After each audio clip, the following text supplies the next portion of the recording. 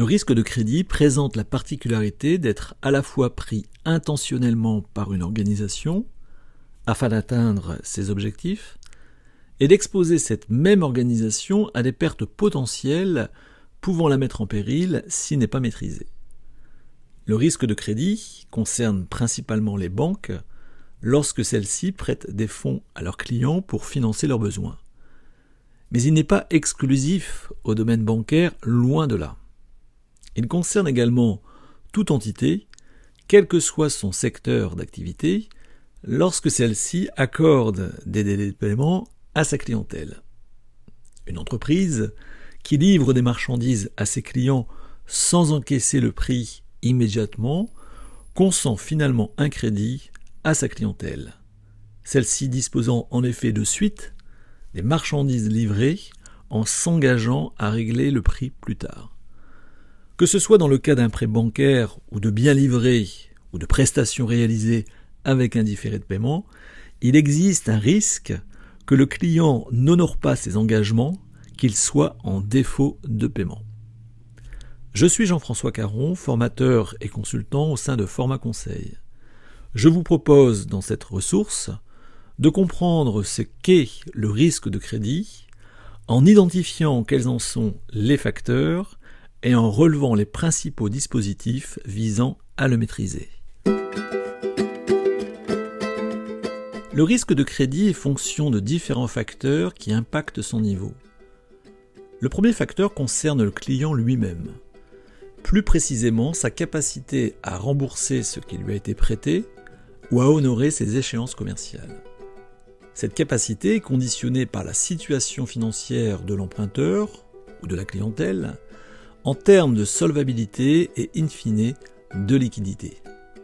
En effet, un client professionnel dont les capitaux propres ne cessent de diminuer risque fort bien de ne plus disposer de suffisamment de trésorerie pour régler ses dettes. Le second facteur est lié à l'opération. Même si tout crédit ou tout différé de paiement implique le risque de ne pas être remboursé ou payé, la nature de l'opération influe sur le niveau de perte potentielle. Par exemple, le risque de crédit n'est pas de même niveau s'il s'agit d'un crédit à la consommation ou d'un crédit immobilier. Les sommes prêtées, donc l'exposition au risque, diffèrent entre ces deux types de crédits et la durée de prêt n'est pas la même. D'où des expositions au risque plus longues en cas de financement immobilier comparativement au crédit à la consommation. Le contexte macroéconomique n'est pas neutre non plus sur le risque de crédit. En cas de baisse d'activité, de ralentissement économique, d'accroissement du chômage, les emprunteurs peuvent voir leur capacité de remboursement diminuer compte tenu de rentrées d'argent décroissantes. L'évolution des taux d'intérêt est également prépondérante concernant les prêts bancaires. N'oublions pas que l'emprunteur doit à la fois rembourser le capital représentant les sommes prêtées et payer les intérêts calculés sur ce capital.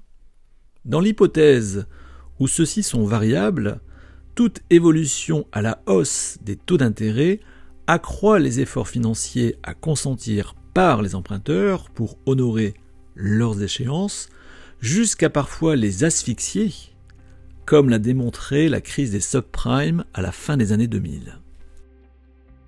Une façon de réduire le risque de crédit serait d'y être moins exposé. Mais en réduisant les prises de risque, les revenus baissent d'autant pour une banque, comme le chiffre d'affaires est réduit pour une organisation non bancaire. Le risque de crédit est ainsi à prendre pour atteindre des objectifs de performance, tout en mettant en place des dispositifs afin de le maîtriser. Quels sont ainsi les principaux dispositifs ? Ils sont principalement de deux ordres.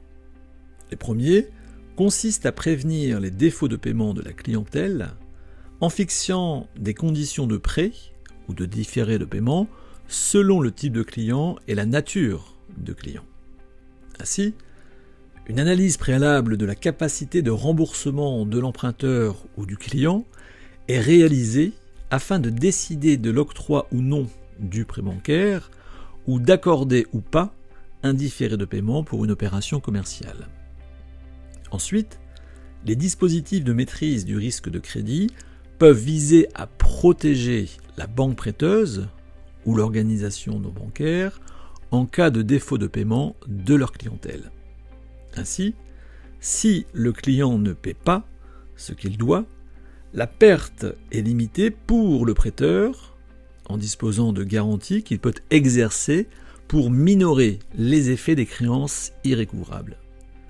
Ces garanties peuvent prendre la forme de sûreté réelle lorsqu'un bien ou un actif financier, par exemple, devient la propriété du prêteur lorsque son client fait défaut. Ou alors, il s'agit de sûreté personnelle quand une personne morale ou physique paye à la place du débiteur pour rembourser la dette impayée.